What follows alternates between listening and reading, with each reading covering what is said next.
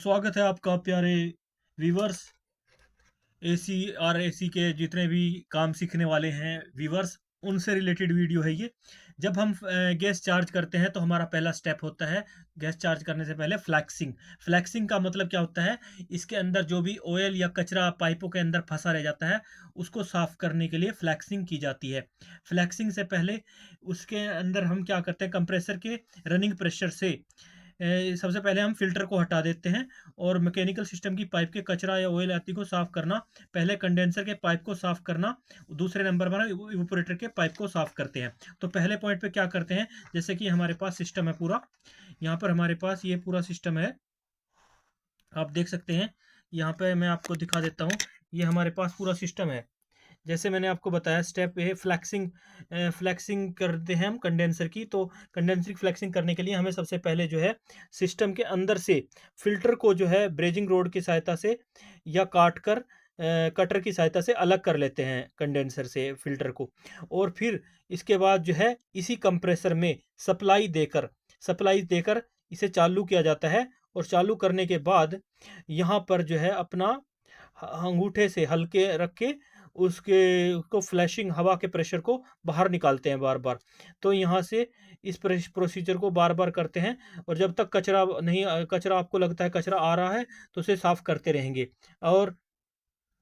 और इसको आप ना इधर से चोक तो नहीं है, तो इसको फ़िल्टर यहाँ पे कंडेंसर को ब्रेजिंग रोड से हीट अप भी करते रहेंगे।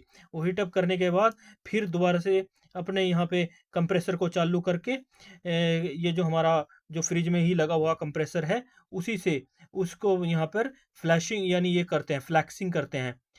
तो इस तरह से फ्लैक्सिंग करने के बाद ये प्रोसेस होता है फ्लैक्सिंग में कि सबसे पहले हम यहाँ पर फ़िल्टर को हटा लेते हैं और जो कंडेंसर का है यहाँ से ये पूरा सिस्टम चलता रहता है। गैस को खींचती है यानी यहाँ से सक्शन लाइन से, और यहाँ पे डिस्चार्ज से जो प्रेशर बन के आता है यहाँ पे कंडेंसर के आखिरी पॉइंट पे, वहाँ पे अंगूठा रख लेते हैं और अंगूठा तब तक दबा के रखते हैं जब तक प्रेशर बनता रहता है। और जब प्रेशर कुछ ज़्यादा हो जाए तो हटा लेते हैं, और जिससे इसकी कचरे को बाहर निकाला जाता है। तो इस प्रकार से ये हम पहला प्रोसेस करते हैं कंडेंसर को, इस प्रकार से कंडेंसर के पाइप को साफ़ किया जाता है।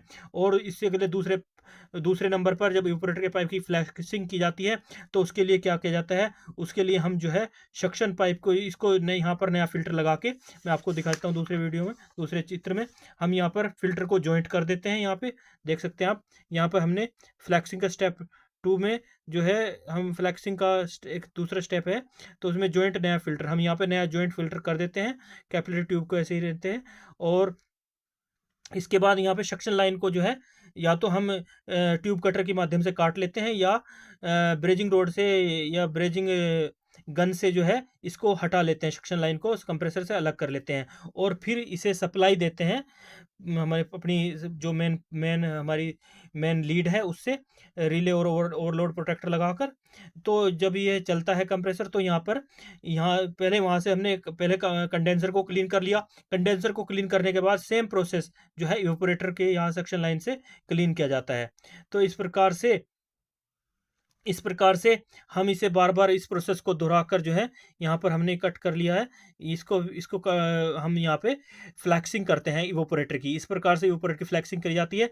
सप्लाई यहाँ से हमारा जो है ये हमारा कंप्रेसर चलता रहता है और हवा को खींचता रहता है, और खींचने के बाद जो है यहाँ पे जो प्रेशर बनता है इसका, इस सक्शन लाइन को थोड़ी देर हम रोक के रखते हैं प्रेशर को, और फिर इस सक्शन लाइन के इसी जगह से हम ऑयल या कचरा जो भी होता है वो पूरा साफ कर देते हैं इवेपोरेटर का।